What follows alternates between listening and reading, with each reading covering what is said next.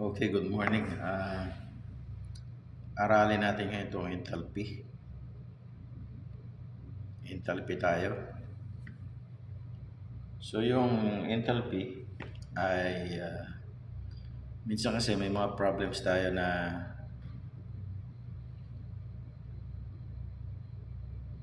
involving certain products or sums of the properties, no, na nangyayari na kung saan combination yan.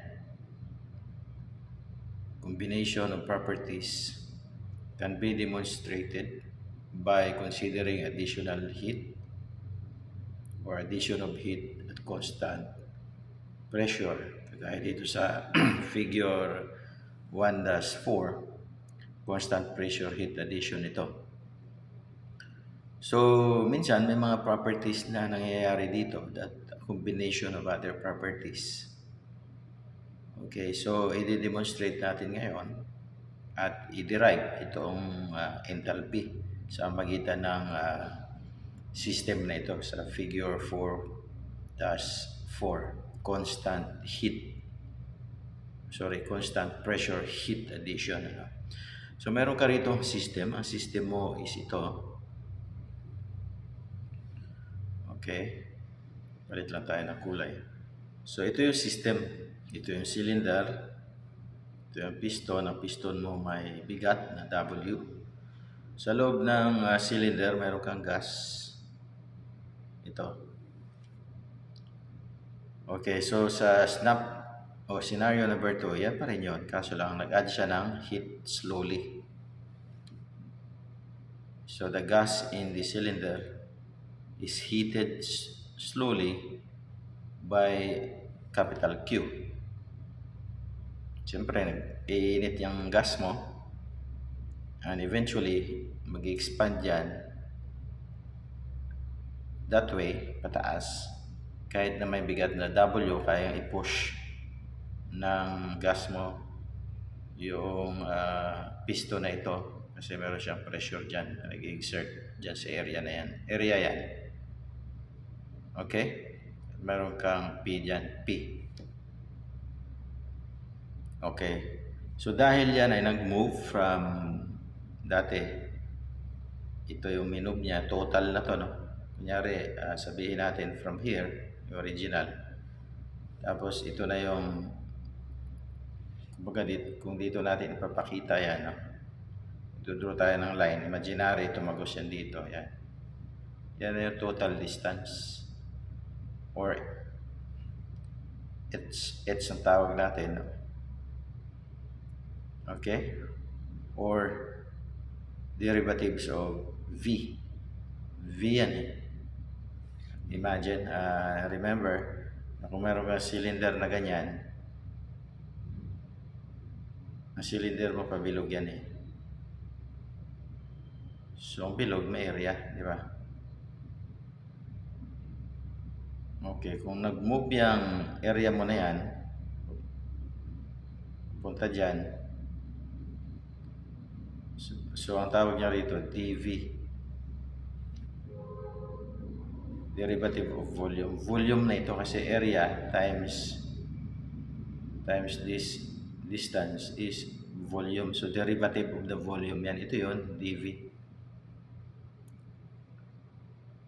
Okay.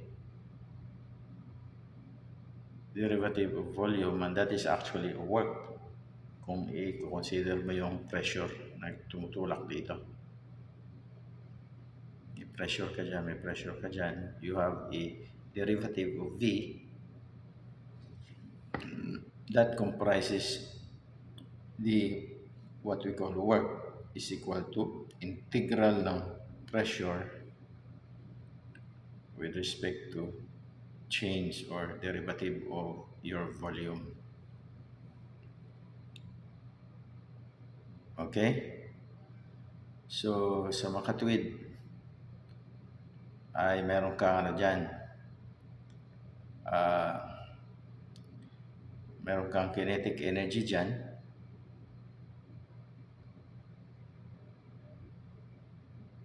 Change of kinetic energy mo and potential energy changes with the system are neglected. So galing doon sa ating first law, yung general equation of the first law of thermodynamics, na meron kang sa thermodynamics, yung general equation of the first law of thermodynamics, na sinabi natin doon na yung Q is minus W work,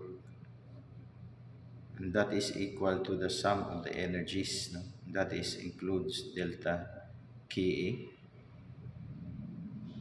okay, plus delta Pa, potential energy yan, plus change of your internal energy. Ito yung general equation ng first law of thermodynamics, which we have derived in the previous video, no? Doon sa first law of thermodynamics. Okay? So, kung i-apply natin dito yan, tapos sabihin natin na yung potential energy, change of kinetic energy is neglected, means zero sa equation, sa right side of the equation. Tapos yung potential energy change ay zero din, negligible nga, sabi niya, zero din. Ang matira na lang dito is this one, yung Q minus W, ito nga, sa left side, is equal to change of internal energy. Ito. Ngayon, kinuha niya ngayon itong ang work. Ang work ngayon, sabi niya ang work, ito nga, gaya ng binanggit ko kanina, na ang work mo is the integral of your pressure, okay, times derivative of the volume. Pag in-integrate mo yun, your work is equal to P minus or P times quantity V2 minus V1, which is your volume. Yan yun. Okay? So we move further. So the first law can be written as this na. Ito na siya. Yung first law, pwedeng isulat ng ganyan. Okay, yung Q, combination na siya is equal to quantity internal energy, U plus PV at state 2. So, minus quantity internal energy plus PV at state 1. Di ba? So the quantity of parentheses is a combination of properties and thus property in itself.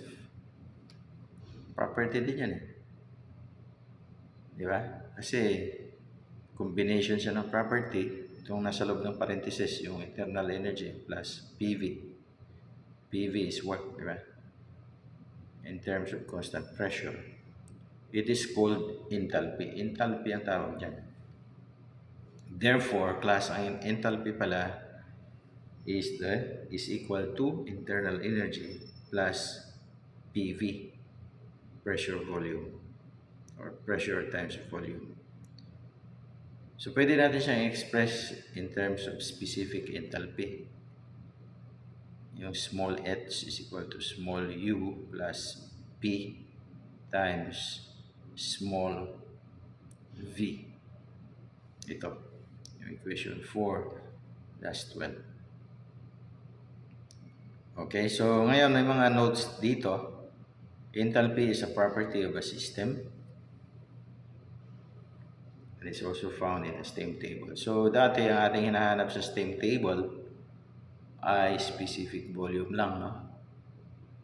Remember yung ating steam table na meron tayong mga TS o TV diagram doon sa ating PVT, pure substance topic. Diba? We have that before. And remember na mayroon tayong ganyan, no? Yan. Kung ito yung T mo, ito yung specific volume before, your graph will begin like this, right? You have pressure here. You're going there, that pressure. So itong portion na to, ito yung ating VF. Ngayon, VF, ito VG to.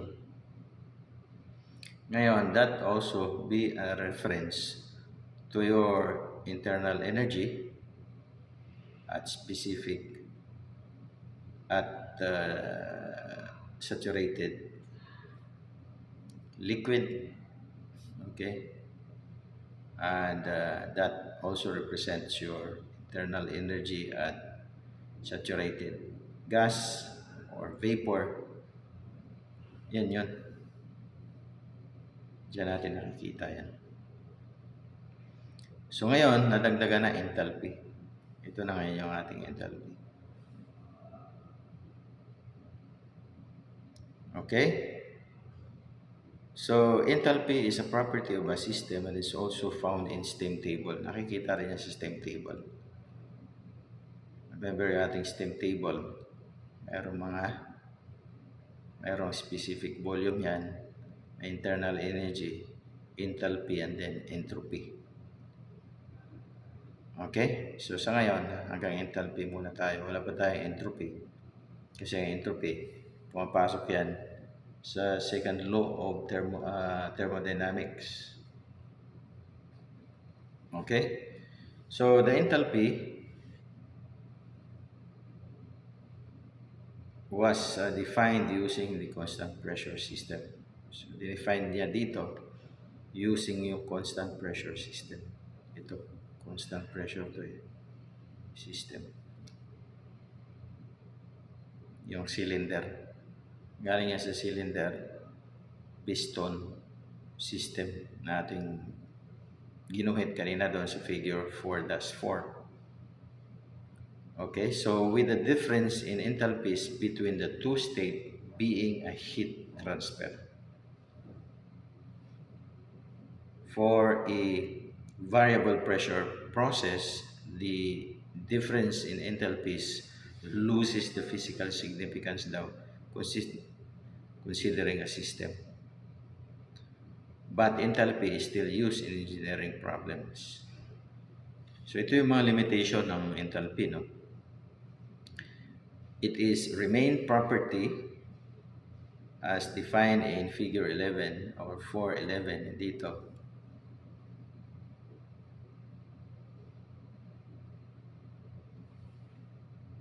Okay? Sana ako.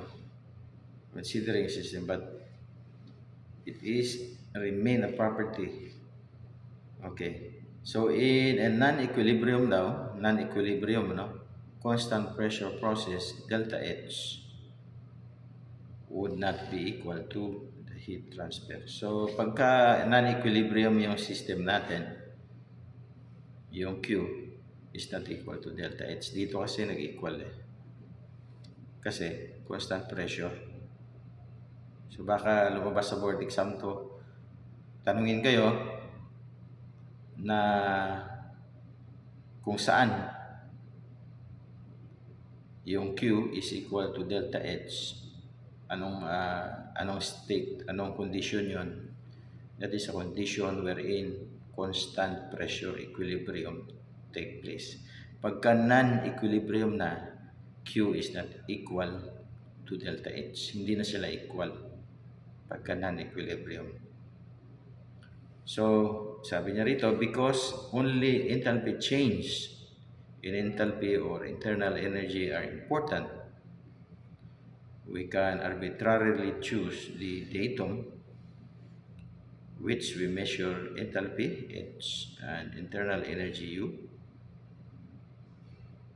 We choose saturated liquid at 0 degrees Celsius to be the datum point for water.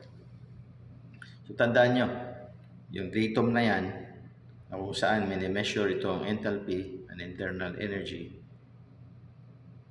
is at saturated liquid na 0 yung degree temperature niya, degree Celsius. Yan yung datum point for water. Okay? So, hanggang dyan lang muna tayo. Thanks.